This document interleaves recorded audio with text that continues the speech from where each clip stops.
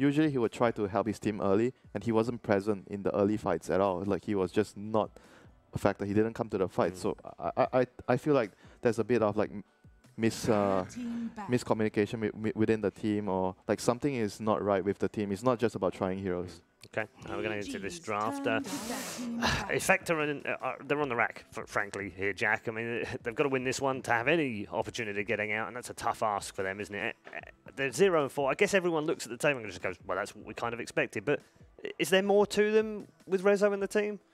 They had a decent showing against, I think it was Thunder was their first game of the tournament. It actually, you know, they had, like, there were some things there that they did pretty well. But I think since then it's been really rough for them. Just in terms of I think like the fundamentals is something that comes to mind with this team when it comes to defending towers, the Roshans. How many people do you send?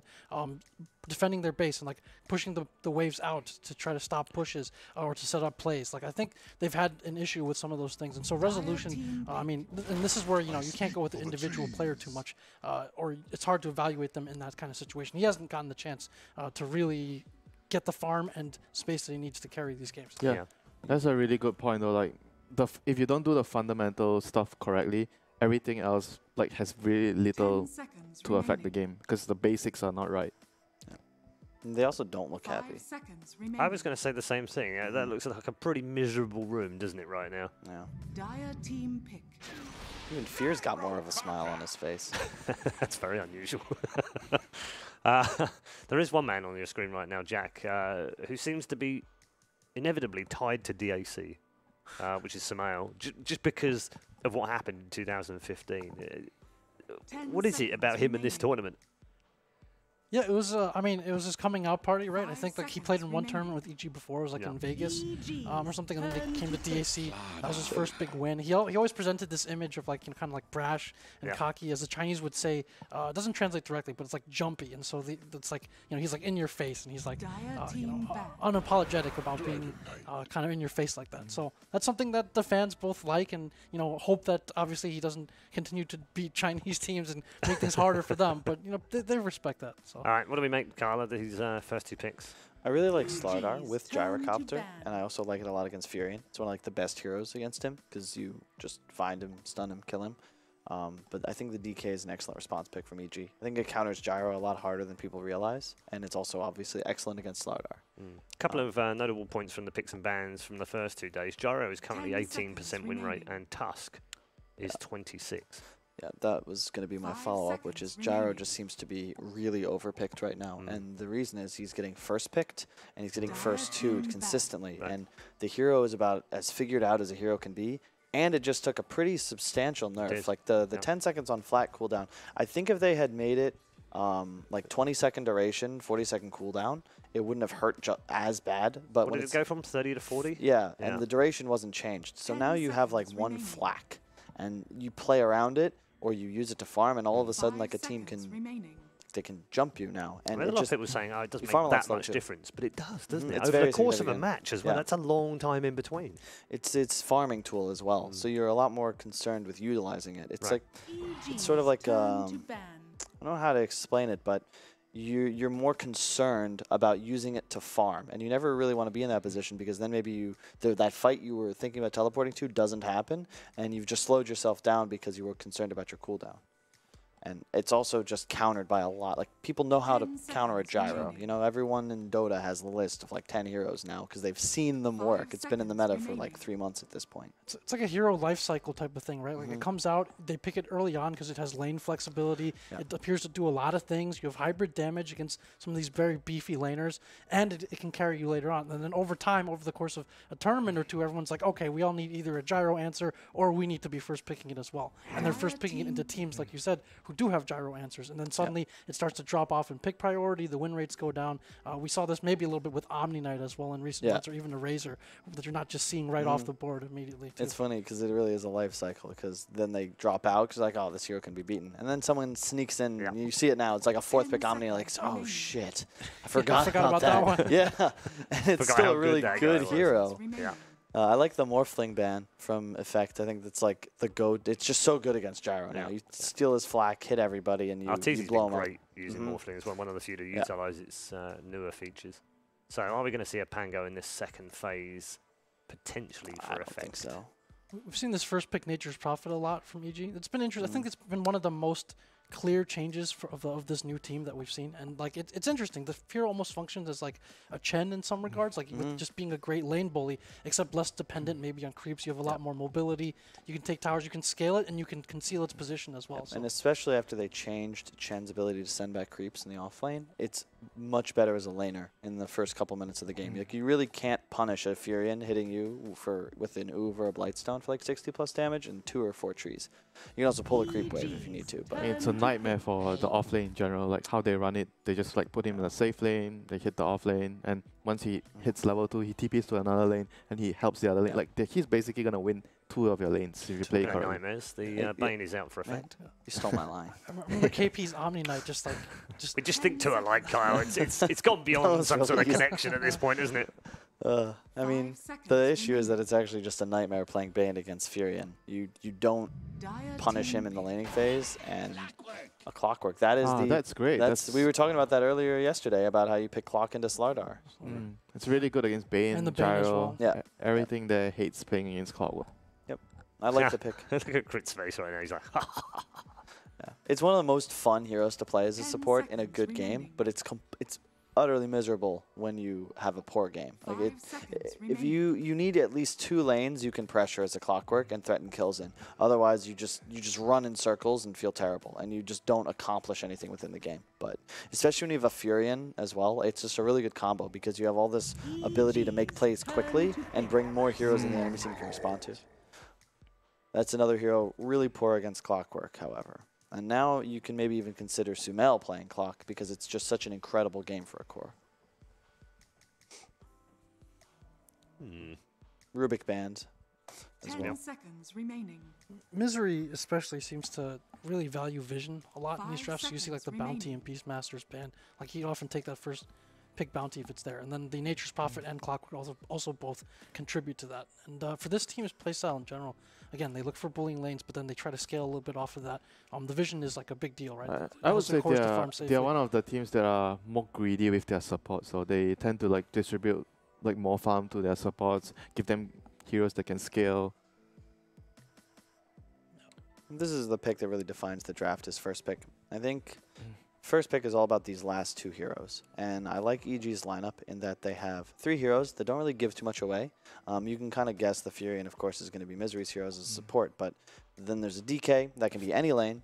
And then you have a Clock, which could be support, could be core. Most likely support, of course. But these last 2 cores now, you see 4 enemy heroes, and you have total flexibility. You can pick whatever you want and put it in whatever lane you want.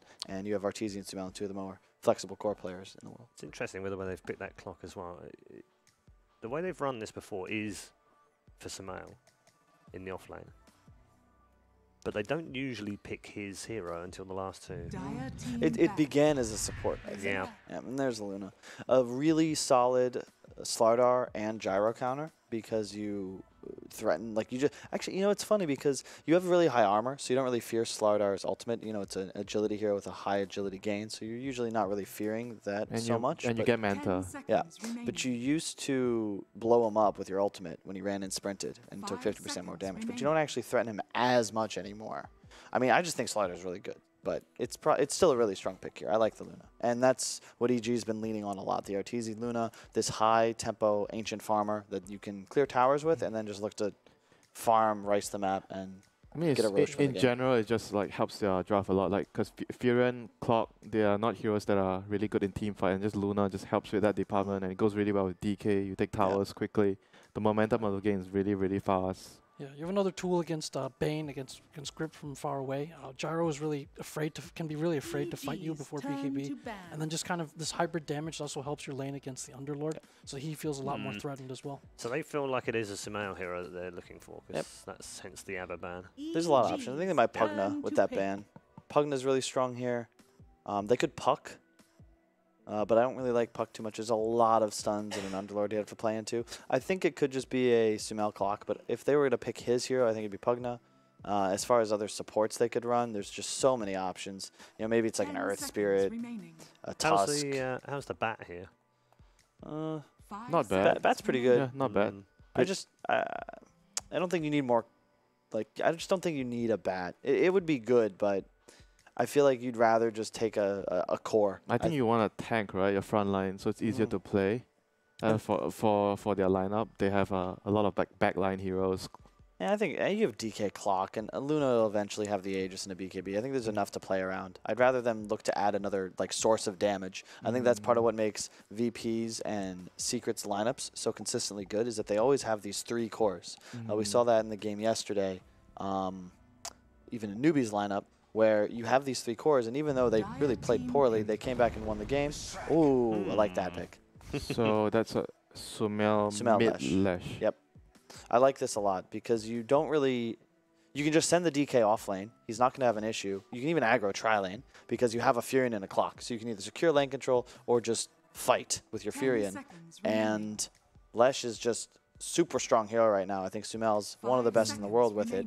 And it just, again, is like this other source of damage, more tower pressure, and they have a ton of setup stuns for him to actually land his spells, run in, kill everybody. Last one for Effect then. Where are they going here? It's weird they banned PL and took Lash, but Effect... Maybe like a Juggernaut or something. It's hard. This is a really tough spot to be in. I actually think you might want like a sniper or something. Someone that can defend damage. towers. Yeah, you need damage, and you need it from far away, because if you need a BKB to even get close to these heroes. I could see them picking like a Lifesteal or a Jug, but Pugna, okay. That's like a really solid Lesh counter. The issue is that whatever hero they were going to last pick, that's what EG is going to target and kill. And that's the hero they're going to lean on to get resolution to a point you can carry. Well, Claw was pretty good against I think so too. And Luna's natural BKB hero. Now you're just telling Sumail you need to buy a BKB at some point. Dragon Knight's going to go get a blink. And they don't really have save for Pugna, so if they initiate on him and he explodes, like the fight's going to be over. But Effects draft is quite good. I think it's relatively even, but I got to give the edge to EG because they're not 0-4. Yeah, that's the problem with predictions here, isn't it? That you're probably more swayed by the results so far rather than the draft. Would that be fair? I've tried to go for the draft, but it's kind of hurt you a little bit. You're 0-23 right now, Winter. Wow, 0-23. I might be exaggerating a little. Let's make it 1-23 then. So right. EG. EG for you, okay. Yeah, I can't disagree. I just think EG is a much better team. Yeah. They're going to take this game. Okay. So a clean sweep for EG. No messing with. Do you want to mix it up a bit, Kyle? And I mean, we can make it interesting and say how long will it take? Over, under, U2, 24 minutes. Over, under. I'd say around like 25. All right. 25. Okay, so 24, 25. Jack go 26, and you'll be the winner. Right. All right. It's got down to that right now. We've gone from predictions to deciding how quickly the team is going to win. It's a clean sweep as far as the panel are concerned, but that means nothing. Of course, we're going to head to our game now with Cap and Blitz. It was 7 months ago that Resolution played with Empire and ended up matching up against Evil Geniuses at TI in the lower bracket. In a do-or-die scenario, they did knock down Evil Geniuses with a stellar performance from Resolution. The question is, here in this group stage at DAC, where Effect is 0-4, they are in a similar do-or-die scenario, and Resolution needs to step up once again. Yeah, he's got to go absolutely insane in these games. But, I mean, I don't know how many people watched it. A lot of Effect looks checked out right now. Well... It's okay, though. A lot of their games have been real rough. Yeah. This is a very similar lineup, by the way, that EG picked against Secret. Nature's Prophet support, Luna, and Leshrac. And it seemed to perform very well for them. They seem to have a very tight game plan. We were kind of, maybe not criticizing them, but evaluating their style. And that was oftentimes very greedy, very farm-heavy. We're spread across the map. All three of their cores were in a different lane, trying to farm constantly. And we said, eventually, they got to group up against some of these other teams, and that's exactly what they did against Secret with this lineup. And maybe they'll do it again here against Effect. A little bit of early action here, back and forth, just trading out some treants in exchange for some damage. Nothing major, though. So Effect isn't entirely out of it, right? Like they can... You don't have to get... You cannot afford... Group, but you need to win this game. Yeah, this is where it starts. You really do need to win this. You are 0-4 right now. There are not too many matches left for Effect, and they're tough ones, too. They haven't played up against VP, and then Pain would be their other opponent. You see Kyle with, like, the disrespect, trying to guess what time Effect is going to be losing by? Yeah. Well, already. We're going to have a bit of action here. Oh, Resolution managed to take down that Cogs in the top lane there on the left side of the screen. He took down the Cogs fast enough that he actually got pushed by the Cogs and wasn't hit by Sumail's stun as a result, protecting himself a little bit. Very well done. What do you think about this aggro dual lane situation that Evil Geniuses is running? I think it's kind of hard for... Well, it looks kind of hard for Sumail right now. He needs the Clockwork to be able to intercept and try and protect him with the Cogs, and it does actually do so. Why didn't... Okay, well, King R's going to come in from behind here, see if he can land the stun. Sumail's kind of stuck in the trees right now. Resolution actually going to be zapped by the lightning. He's kind of low enough. He's not feeling comfortable going for this fight. Why didn't Resolution challenge that a little bit more? The weird part was that the Cogs looked awful for a second, and then they looked excellent. Okay, that's just a complete whiff stun. They do manage to get the homing missile, though. Maiden, as well as King R, going to try and surround him. Misery's already got the first blood, though, in the bottom lane. Sumail managed to pick up the kill, and now Crit level 2 picks up level 2, and he's challenging Resolution underneath the creep wave. Resolution trying to hide, protecting himself, but trapped inside the Cogs, and Crit will finish him off. They end up going for a 1-for-1 scenario in the top lane. Jesus. That's some... not a lot of team synergy there, as Resolution says the thanks in the chat wheel. Oh my goodness. That is salty. This is not the same as Empire Resolution, Effect Resolution, and the rest of Effect seem to be totally Tiscomobulated. Crit actually got the level 2. They're going to kill the homing missile. A stun comes out, though. Maiden is going to put the Clockwork to sleep here, making sure the Battery Assault is going to be a little less effective. Sumail trying to land the double stun, only going to be snagging the Bane here. Nice double Cogs pushback, though. Sumail gets into the trees, but doesn't really have a way out of this one. Resolution fighting Crit, knowing that there's no Battery Assault, but the Lightning comes down, bring him a little bit lower. Magic Wand keeps him alive. Now Sumail goes for another Lightning Strike, tries to hit a stun, going to be dead first. 3-2 now. Effect not going to lose this 3 versus 2 this time around, but it is looking like a rough ride for them so far. And if you're an offlaner, you know that you're willing to trade deaths for a regen against 3 heroes. Yeah. Like if you look at it, EG is making their dual lane at bottom work and much more effectively just using 2 heroes to completely zone out this payload. They've already killed him once, whereas it's taking 3 heroes at all times for them to do anything about this top lane. And as Scriff, they're just going to stay there. Points out there is no regen left on the defensive tri-lane of Effect. Yeah, that's the first thing when you start watching pro games like the tri-lane versus dual lane battle, you should always just click to see what the regen's like, because the carry doesn't want to be in a position where he has to keep burying himself regen, and that's exactly what Rezo's doing. He's bringing himself some more tangos. Getting good harassment while also getting CS, and the Cogs going to be able to trap in the Slardar. Couldn't go for the stun on Sumail, and now he's left to his own devices trying to battle up against Crit. They are going to be able to get the Rocket Barrage to finish him off. Stun not going to land from Sumail. 1v2, he is going to challenge. Now he does manage to have a Lightning, a little bit of mana left, but no more after he casts that one. Does have a couple of Magic Wand charges. Not going to go for it anymore, though. Effect backing up. Oh, look at large creep wave coming in. He's got a TP. He's just going to get out of here. Yeah. He's trying to pull the wave, trying to do whatever he can to get any sort of XP, but can't really even take advantage of that as Misery thought about popping the TP. King R's going to be caught again here. Afo tries to help him out. There's nothing he can really do. Yeah, they got to do something about this dual lane up at top, like maybe even swap lanes. Because at this point, your Gyrocopter's only level 3. RTZ is about to hit level 5. It has not been successful. What if you make this like a Pugna tri-lane and put the Gyro mid against the DK? I think what should happen is Afo tries to take this mid tower. Okay. And then rotates to top. Like normally you make the rotation down towards bottom because what you want to do is you want to sandwich this area, get rid of both these towers, and make it so that EG can only farm one side of the map. Right. Especially for Radiant, it makes it so that you can only farm this area, and if Dire eventually take your tower and place a ward, it makes it a very dangerous game. But Fear's doing a good job, hasn't really gotten his lane pushed in far enough. Yeah, I was going to say, it doesn't really seem like there's much opportunity for this Pugna to really get on top of that tower. It seems like overall, Evil Genius's lanes are going very stellar, similar to the last time that they ran this lineup. Oh, now, Misery's going to TP up to the top lane. The sleep already onto the Leshrac. They're trying to protect him right now. Crit is going for Resolution. They managed to get him. Resolution gets stunned up, though. Does manage to hit that one Leshrac right before he dies. With the help of Misery, though, they will be able to kill that carry as well as Maiden the Bane. He goes down, and King R will take a couple of shots on his way out of the lane as well. So, Evil Geniuses do walk away with another win. Yeah. 2 for 1. You see the bottom strength. lane. Afterlife is actually just going to try and fight Arteezy, juke his way around the trees underneath the Firestorm. Arteezy, though, is willing to cop that damage as long as it means a kill, and it will indeed. 8-4 now in the favor of Evil Geniuses. Make it maybe 9-4 or 8-5. They're actually going to be able to kill Crit instead, get the sleep out onto Sumail, preventing him from pursuing. A couple of shots onto Misery thanks to the Flat Cannon. Maiden pushes Sumail back as well. Evil Genius is on the losing side of this non-stop battle here in the top lane. Stun comes in, complete whiff. Maiden hoping to be able to get a Nightmare to set up the Slardar stun. Blocked out by the Sprout, though, from Misery.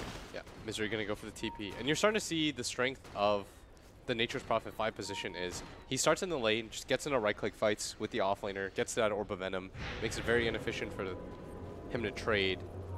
And what it does is it enables him also to just TP around the map, set up for kills. So he's going to do it here because they've got the Eclipse. They've got all the magic burst damage they need. All they need is vision and control over Afterlife to make sure he can't outrun it. Surrounded, he is now dead. Yeah, that's back-to-back deaths. He doesn't even have a TP, so even if the wave... Oh, now mid lane, Affo!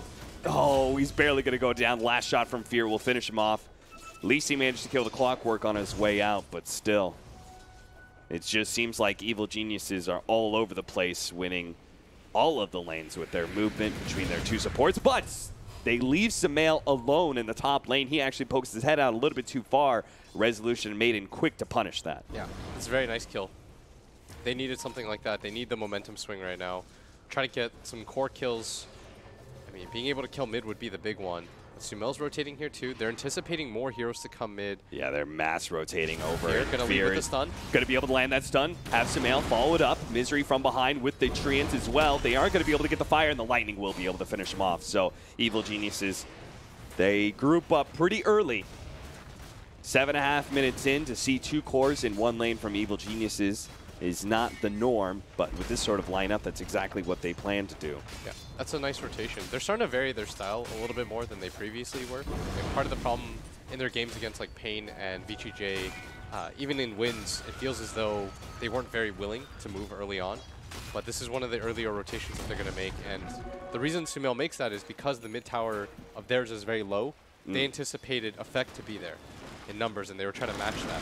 Oh, Resolution almost getting caught by the Sprout. Fortunately, doesn't land, and the Clockwork doesn't manage to grab him.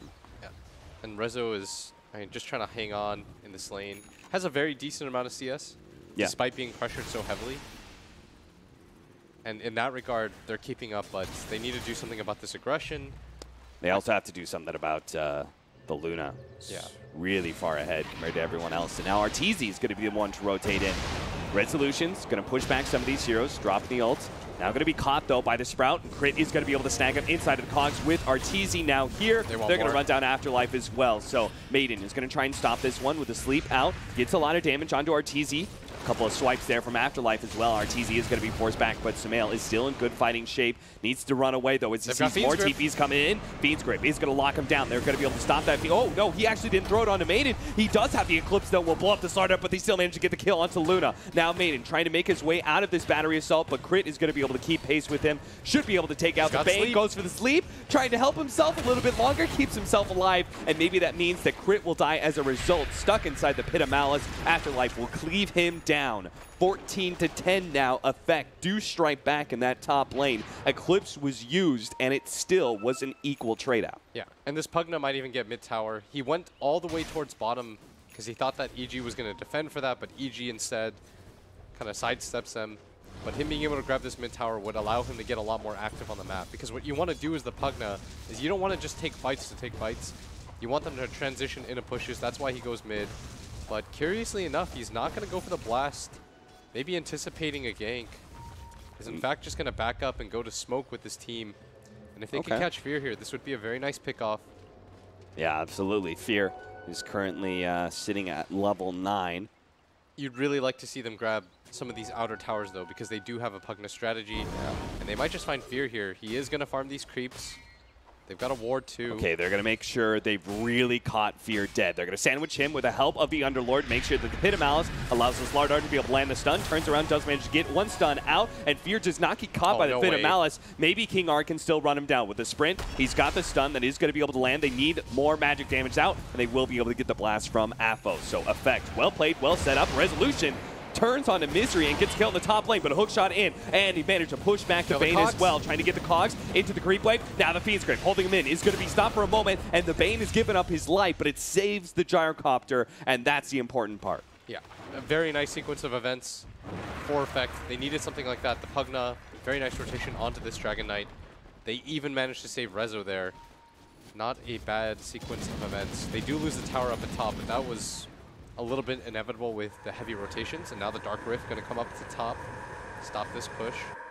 Evil Geniuses did seem to put a very large premium on taking that top lane. After all, they almost let the Pugna take mid, even if he didn't actually shove it forward. EG just, like, once they lost that fight in top lane and they came back alive, they ran like 3 heroes up there again. Why is that? Why is it so important for them to take that safe lane tower? So in Dota, what you want to do is you want to take priority-wise, like the mid tower and your offlane tower, the enemy offlane tower is always going to be important. Because if you look at the way that the wards are positioned, it's almost impossible for Dire to completely defend their own jungle. Same for Radiant.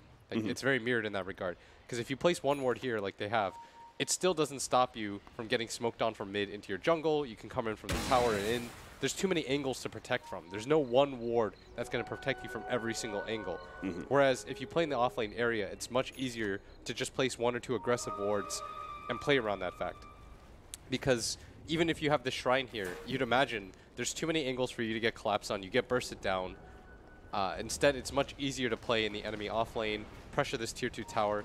For Radiant, it's very important because if you take out this tier 1 tower and you pressure this tier 2 tower up at top with the Nature's Prophet, you have the Roshan open. This is a move that Admiral Bulldog kind of like utilized when he was playing Nature's Prophet. Is you pressure the top, they go for that feint, then you immediately TP into the Roshan. Because somebody has to show for that defense. And that's what they're doing right now with Misery up here. And they have a great Rosh-taking team as well. They are going to be able to defend this tier 2 for the time being. That is exactly what Afterlife's hero is going to be best at. Yeah. The smoke gank coming in, once again, trying to utilize this Pugna. Yeah. So if you watch Professional Dota, like, look at what towers are up for both teams still. It's, at least for, it's going to be the enemy safe lane tier towers. 1s. Yeah. The top lane tier 1 and the bottom lane tier 1. Like, these are the hardest to take. Fiend's Grip, Afo.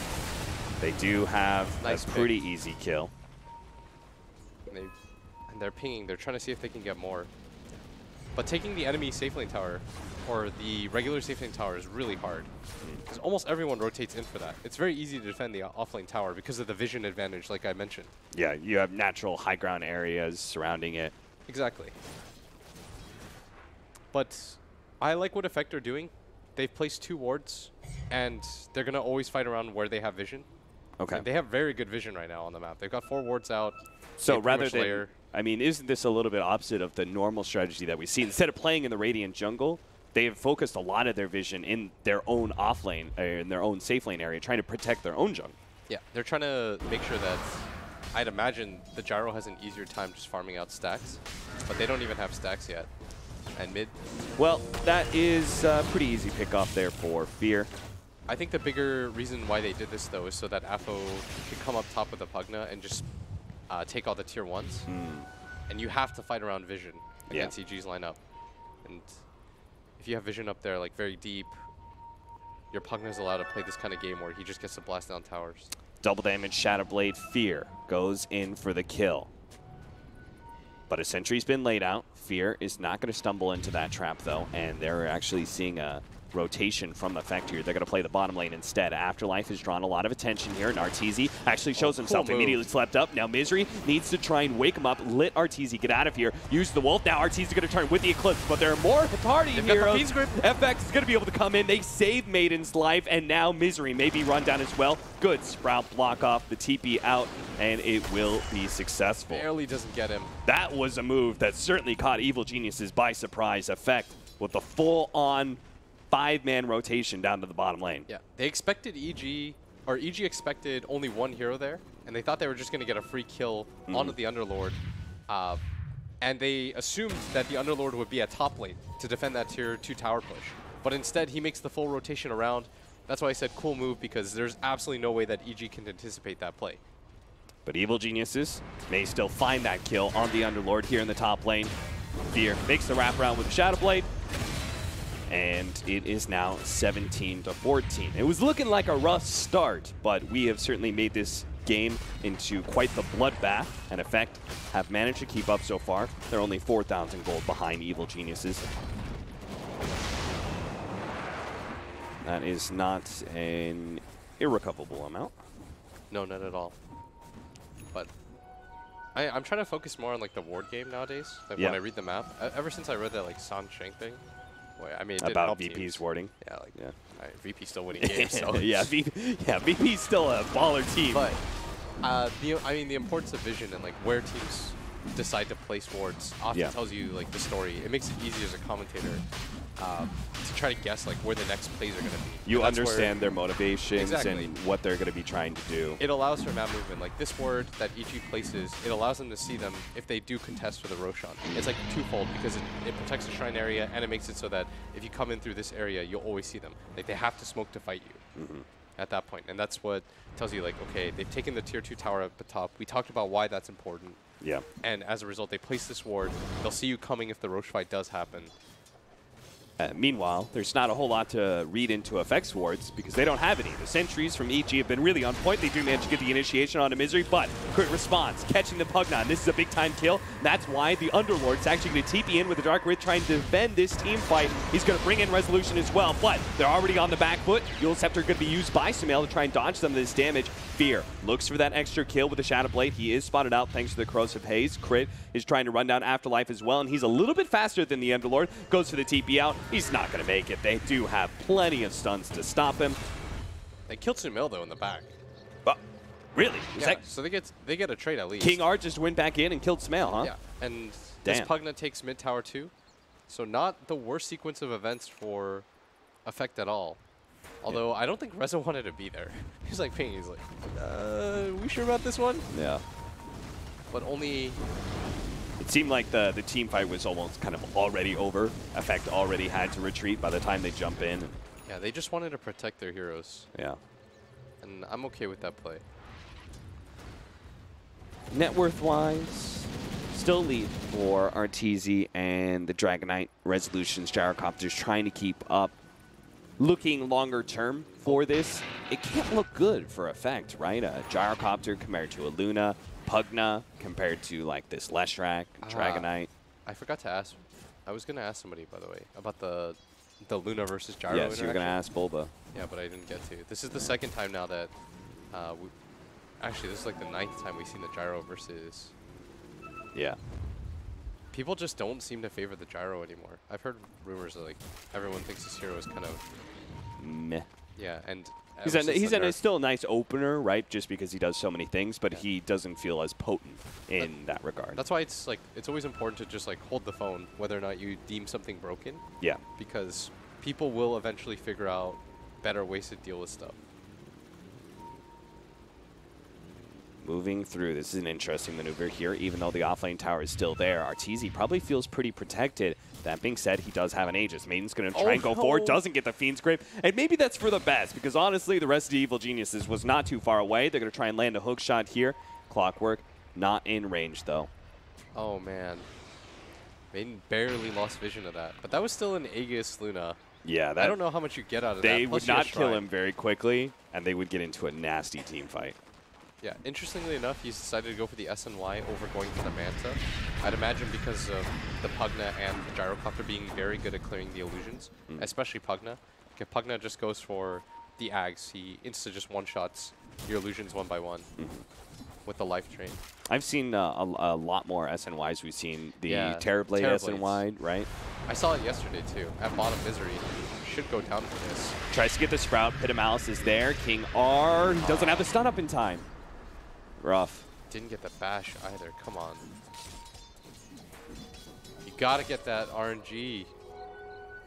King R needs to practice that Slardar a little bit more. Yeah. Evil Genius is going for the mid-tier 2 right now. Effect. Not defending just yet. They should, though. This is a tier 2 that...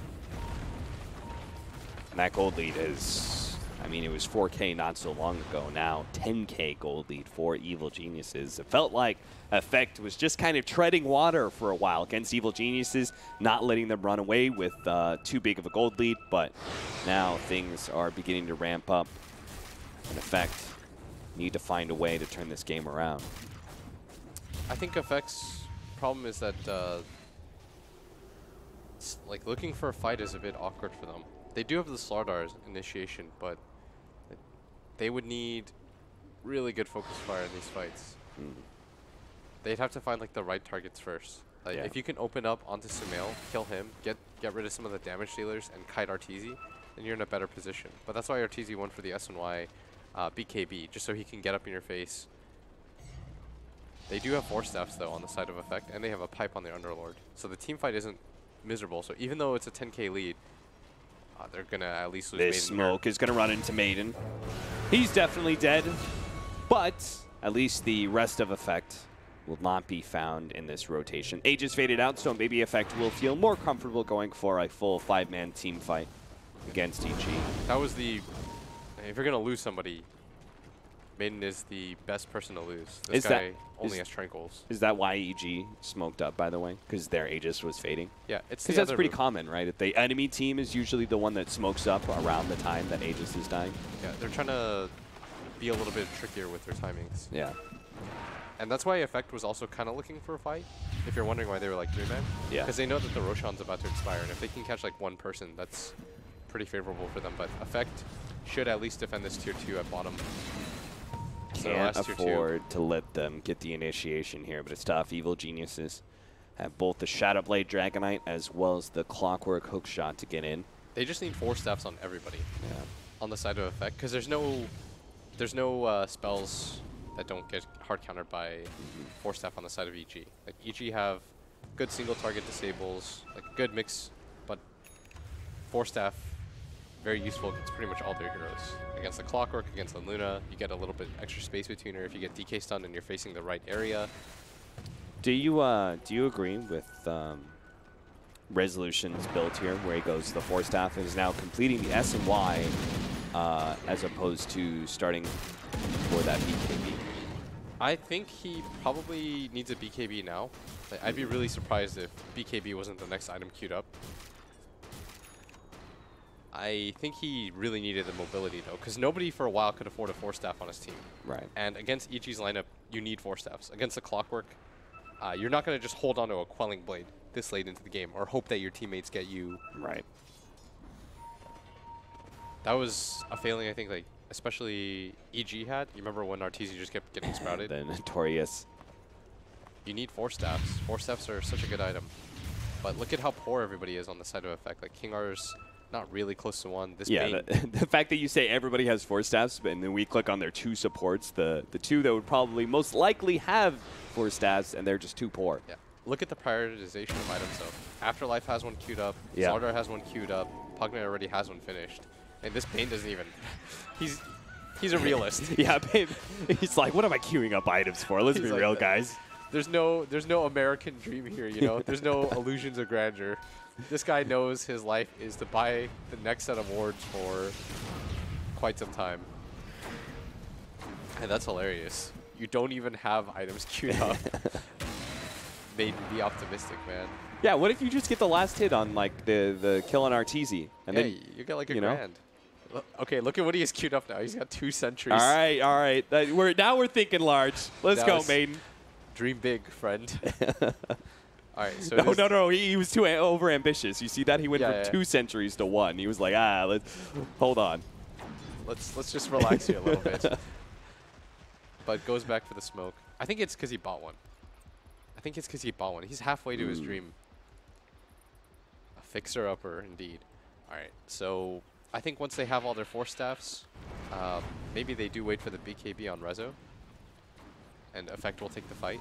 But the longer they wait, the more this gold lead is growing for Evil Geniuses. They're EG was just waiting for the next Roche. Yeah, they're playing that style right now where everybody's farming, and they've got a larger hold of the map, so.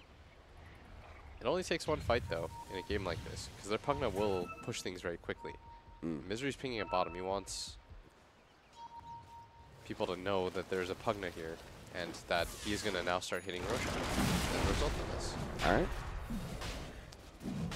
So Evil Geniuses shuffle on in. After all, they see heroes all the way on the other side of the map at bottom lane, and they also have top and mid pushed in. There's no easy way for Effect to get around these very aggressive wards laid out from Evil Geniuses.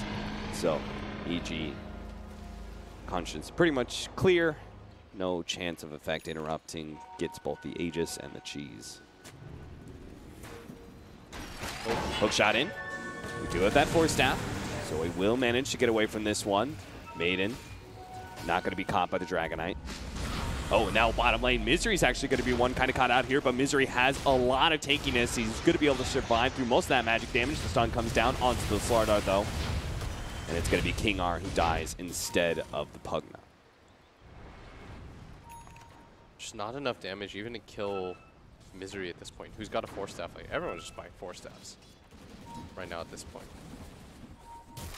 In a game like this, it is a very effective item, as Luna now has a Butterfly, easily leads the field. Rezo's not that far behind at all, nor is the Pugna, but it's really the rest of, it's the bottom up. Like, this Bane at 1,700 net worth represents the biggest disparity in wealth, but... Are you sure about that? He's almost 5K behind the Luna right now. I mean... Oh, not that far. That is quite catch. Nice, nice. Okay. Take away that Aegis. Are we going to go again here? They feeling it. BKB is going to be popped by RTZ. Now they're going to be able to get the hook shot in. And now Force F, Force F, Force F. Get out of there. Get away from that Eclipse. They are successful. BKB. Oh, Maiden, go back in. Bacon, you suicidal maniac. What are you doing? Well, the rest of Effect will try and get a kill onto Crit. So Maiden says worth 1-for-1 exchange as long as they don't lose the Pugna, which a Force Staff go. Look at those Force Staffs go. This is what I'm talking about. It's still a... Okay, that's another BKB that's going to wear out here. If they kill Fear and take the gem... EG's going to try and turn, though. Look at him hiding behind the trees. Now pop out. What a pit of Malice, though, holding all 4 heroes in. Sprout catches Resolution, quickly gets out of there. Now the Pugna is going to start draining onto Sumail. He's run out of his pipe. They want to fight this. Absolutely. King R goes to the stun. Oh, no. Dual Scepter interrupt. Now they're just going to chain stun him. Nice Force Staff. And look at that Dragonite quite low. They're going to try and reinitiate again. Nukes come out. Cheese going to be eaten immediately. RTZ turns into that pit of Malice. King R, uphill shots, dodges both of them. Bulletproof. All right, so they're getting kind of close. They had to force the Aegis and the Cheese. This is what I'm talking about. The Force Staff is so effective against EG's not like super hard lockdown sort of team. There's no movement displays or anything like that, so they're going to keep things close at least for the time being, and EG cannot be satisfied with that. Like, they got no damage done to the mid tower. Effect don't really lose anybody. It all starts with RTZ being kind of fearless in his positioning, saying, I have an Aegis. You guys aren't going to go on me. But Effect say, yeah, we absolutely will. We'll kill you in front of the tower, and we'll go on you again. Force BKB and Eclipse. Maiden has some wild ideas about re-engaging. Was crazy. That, I show some fear, man. Hey, that comes down to his whole no ambitions. Yeah. He's never going to get a Force Staff. Value your life, son. No, he does not. But all these Force Staffs are Misery. pretty useful. He's TPing in, but King R is here as well as Afterlife. There goes the Force Staff. King R. Nice pit. Just going to hold on to this, spotting all these heroes out. Now goes for the stun. Blinks away. Watch out. And the Pugna is pressuring this bottom tower. He's now going to start the TP. EG probably send Misery to deal with that, I'd imagine. Evil Geniuses still posturing, still threatening, like maybe they can go for the high ground, but never actually will. It's annoying for them versus this Pugna and Pit Lord. Yeah. Or Underlord, I should say. I gotta get used to saying that. The Underlord. Well, RTZ is just going to make sure that even if his burst isn't going to work, he's just building up into more and more sustain. Yeah. Like, he's got the Butterfly, so he does plenty of damage. Now he's working on a Satanic, which did get buffed up in the last patch as well. I'm not saying it's easy, guys. I'm just saying I can kind of see like a hazy outline. Sumail Smail just TPs right into the Underlord. No cares. If King Art, like, you need a bash, dude. Well, he's going to try. This would be huge. Smail's going to See use Smail. Oh, no. Taste it. And vamos, he's gone. And that's one of the problems that we outlined with the Slardar 4 position, right? Much different than like a Sand King who just would have been able to instantly burrow stun. Yeah, you're getting stunned Things like Yule Scepter, always going to be a little bit superior to your Blink Initiation. Afterlife, okay. Going to be cocked backwards here, trying to make sure that his Force Staff is going to be useful, and they blow the Eclipse to make sure he dies. They want to go high ground with this. Okay. Misery does die, though. What in the holy hell is he doing there? Courier snipe, apparently? He was trying to go for the courier snipe. That Well, might actually just stop the push from EG. Now it's 4 versus 4. Yeah, that is going to stop the pushes. Misery's aggressive TP in what should have been just a 5-on-4 without a Underlord. I love that Crazy. AFO just decrepifies one of the siege wagons. Got to save every bit of tower HP you possibly can in this situation. Yeah. You got to play for the min-max at this point. But the tower at bottom does take a lot of damage as a result. Yeah.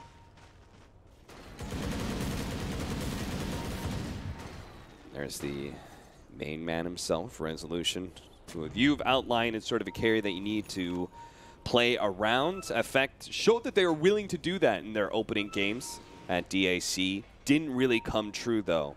Yeah, I think this time he's adjusting to trying to fight a little bit more. Yeah. And the rest of Effect, well, they've been fighting quite well.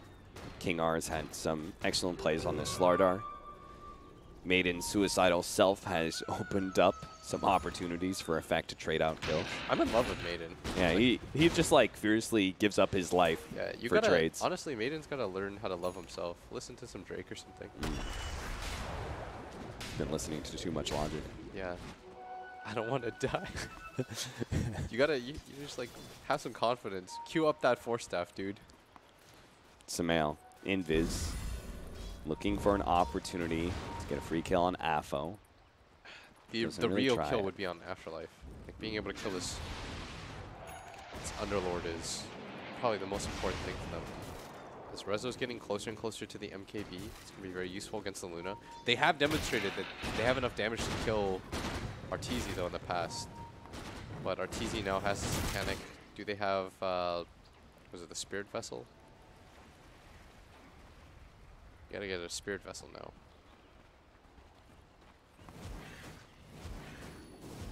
King R just waiting in the fountain for Tome. Probably picks up the 300 health talent because he needs to get tankier. Indeed he does. Are we waiting for anything too big on the side of Effect? There's an Aeon Disc, by the way, on Pugna. Did not mention that. Yeah. Very useful against the burst of the Luna when she drops that Eclipse. And you kind of want somebody to be a little bit forward that isn't the Underlord all the time. Yeah. The Underlord needs more farm, though. Yeah, he's trying to work on that Crimson Guard right now. 22k lead, though. But going high ground is the problem right now for EG, even with a 22k lead. They're setting up for the Smoke Ink. Are going to go for Afterlife here now. Blow everything See on if this they can man. get the 4 staffs in. Good, good, good. The extra force. And they will TP back with their Pugna, but Maiden was still down here trying to force the rotations out, and they do. Misery's going to show. That's going to... So Effect. They want it. They're immediately going to try and jump out here. Ward going to be dropped on the way out. Crit does read that Effect we're trying to push forward and see if they can get some kills. They got to get a gem on them. Does Effect not have a gem? Don't believe so. They need one. Because, oh, what is this Dark Rift play? Down to bottom lane they go. And Misery is going to TP in for the Shrine.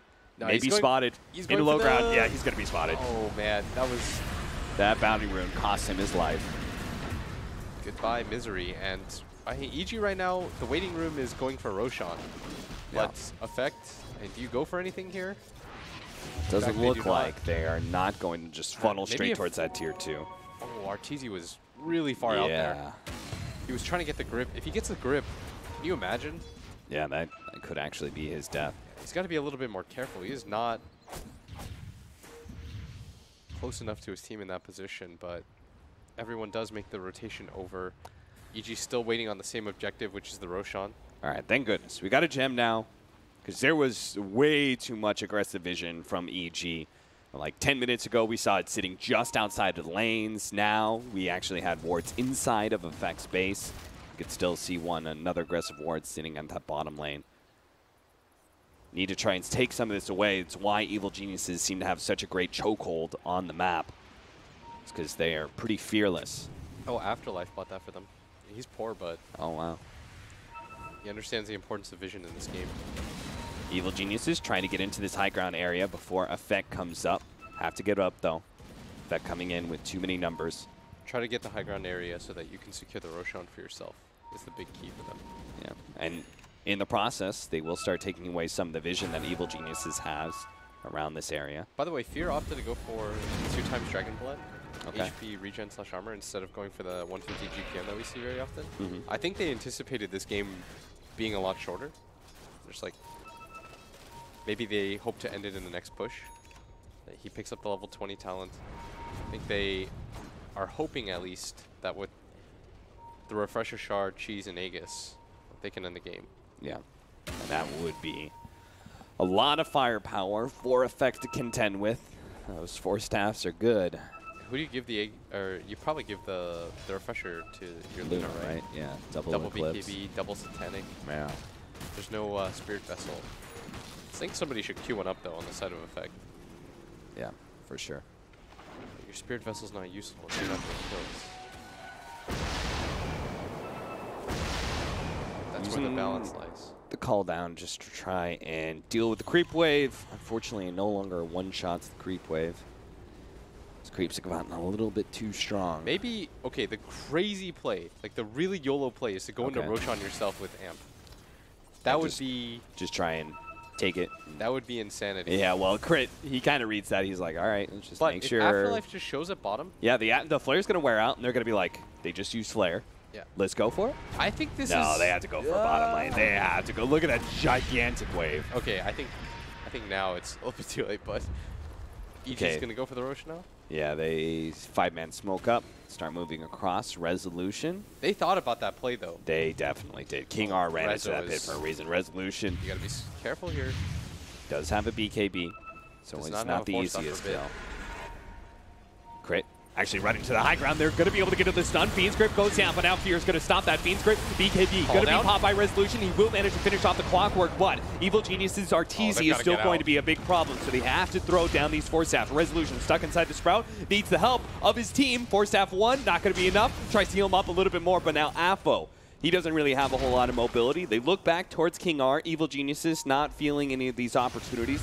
Actually, may have still found somebody. Afterlife is going to be stunned up. And now the Yule Scepter onto the Pugna as well, which means Sumail's going to be able to catch him. He does have the Aeon Disc, but it's only going to last so long. Afo's in big-time trouble, and he doesn't have a 4 staff to be able to get away. Evil Geniuses. Well, it took a while, but they finally almost wipe Effect. The buyback from the Pugna is not going to do a whole lot to solve this.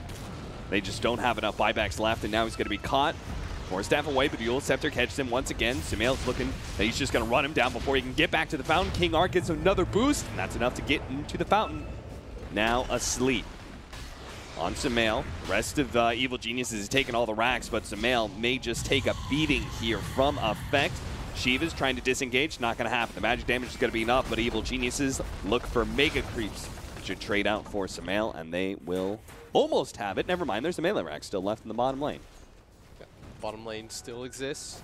That is going to be a small piece of hope as EG probably going to walk into the Roshan pit. They have a DD on their Luna. Oh dear. He's got the 25% lifesteal, so he will heal this very quickly.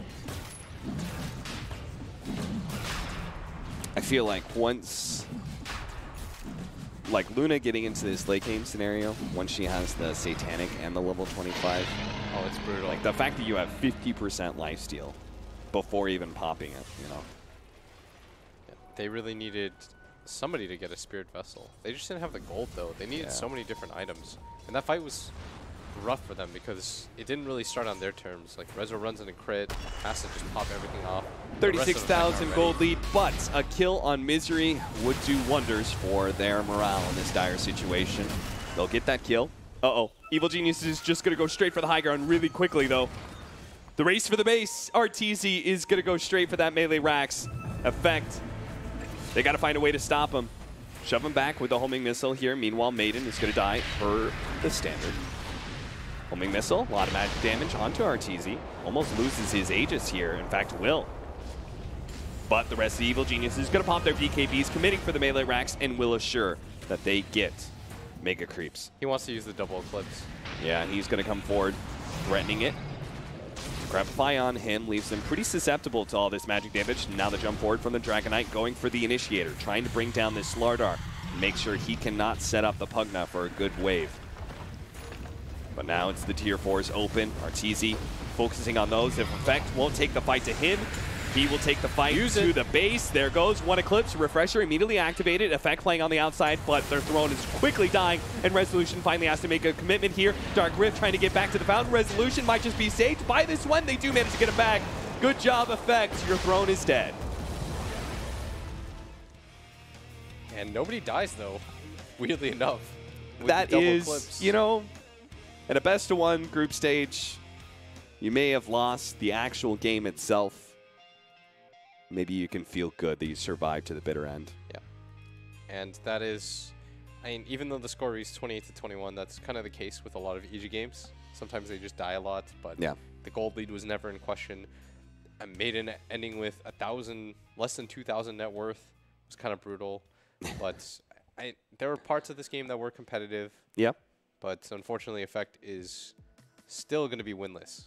Yeah, it seemed like almost like Effect, maybe this is one of their better showings for the first 25 minutes, but they were still completely outclassed by Evil Geniuses. And sad as that is, that means that Effect is now 0-5. We'll go to the panel for more analysis. Thank you very much, Cap. Yes, that is Effect at 0-5 right now. Almost impossible, not mathematically impossible, but almost impossible that they can get out of the group. Perhaps expected. EG, though, took a little longer to get things done, but eventually did wrap things up. They moved to 4-1 in their groups right now. Let's get some thoughts from our panel members. Kyle, it's a straightforward victory, but it took a bit longer this time. Effect played okay. Yeah, I think it was also just a product of the way the drafts played out. It's really difficult to ever go high ground against Pugna Underlord. They get all the Roches, they have Luna, and really not in a hurry. I think at a point, I mean, Misery was ahead of Underlord in net worth from, what, like 10 minutes onward, it felt, and yeah, they just kind of rolled to a victory. Yeah, Winter, it's hard to pick anything out that's positive for Effect, but at least they kind of took it to EG a little bit. You know, played a little bit feistier in the early game.